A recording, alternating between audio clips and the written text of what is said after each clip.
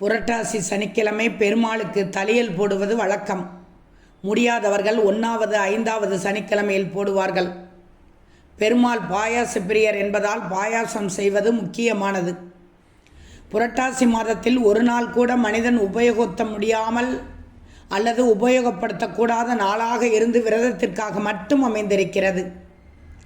புரட்டாசி மாத திருவோணம் திருப்பதி மலையப்ப சாமி தன்னை வெளிப்படுத்தி கொண்ட தினம் என்பதால் புரட்டாசி சனிக்கிழமையிலோ சனி பகவான் அவதரித்து புரட்டாசிக்கு முக்கியத்துவம் தந்துவிட்டார். அதன் காரணமாக சனி பகவானால் ஏற்படும் கெடுபலன்கள் குறைய காக்கும் கடவுளான திருமாலை வணங்குவது மரபாகிவிட்டது. இதற்காகத்தான் புரட்டாசி சனி விரதத்தை பக்தர்கள் வழி வழியாக கடைபிடிக்கிறார்கள்.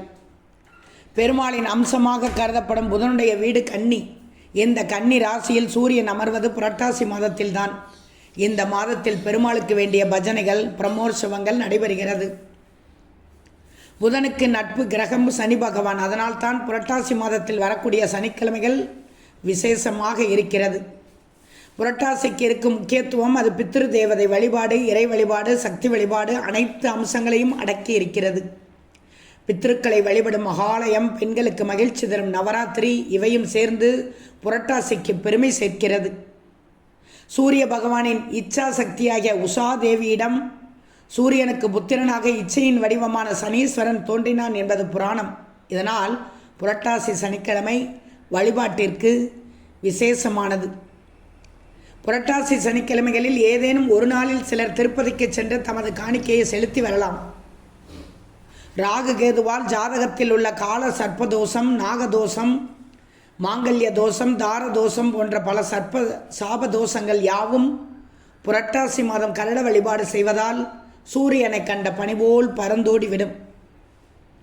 புரட்டாசி சனிக்கிழமை அன்று சிவாலயங்களுக்கு சென்று சனி பகவானை வழிபட்டு வணங்கினால் சனி தோஷம் நீங்கும்.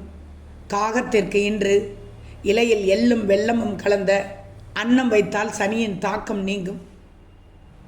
இந்த புரட்டாசி சனியில் யாருக்கும் கடன் கொடுக்கவும் கூடாது, கடன் வாங்கவும் கூடாது. ஆனால் தர்மம் நிறைய செய்யலாம். விஷ்ணுவின் அருள் பெற உகந்த மாதம் புரட்டாசி. புரட்டாசி சனிக்கிழமைகளில் பெருமாளை வழிபட்டால் எல்லா விதமான கஷ்டங்களும் நீங்கி வளமான வாழ்வு கிட்டும்.